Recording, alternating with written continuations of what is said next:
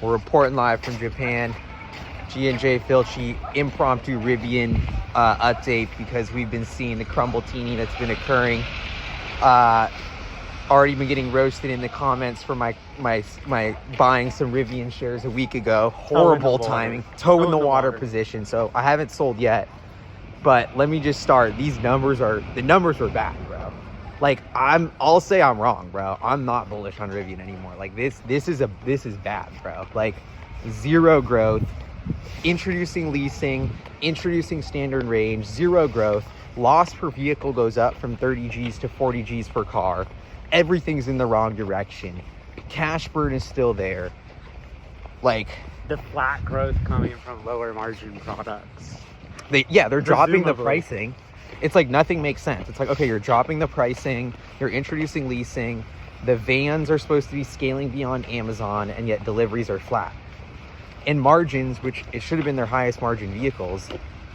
I feel like they basically admitted that in the current design, the R1S and R1T can't get profitable because they have that like factory shutdown mid-year. Yeah. Like redesign a little bit of, how they're gonna make it. I don't know. Doesn't sound good. Pushed out profitability, gross margin. And I feel like break even to Q4. And it's the like whole business is riding on R2. Yeah.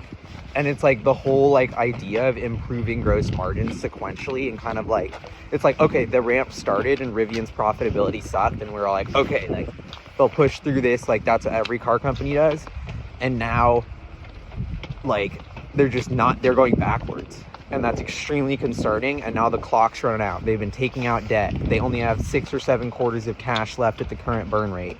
All the stock is in free fall, which is their tool to raise more capital. So now you're looking at more and more increased risk of higher dilution as this downward spiral accelerates.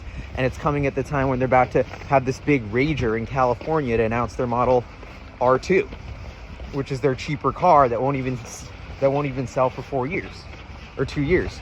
So now you're in this game of like, how do you minimize cash burn, but at the same time investing in a factory to ramp the R2? And I do think the R2 has hella potential though. Like, think of it kind of like a Subaru meets a Jeep that's electric with the Rivian Adventure brand. Like, I actually do think the R2 could save Rivian but here's the other thing.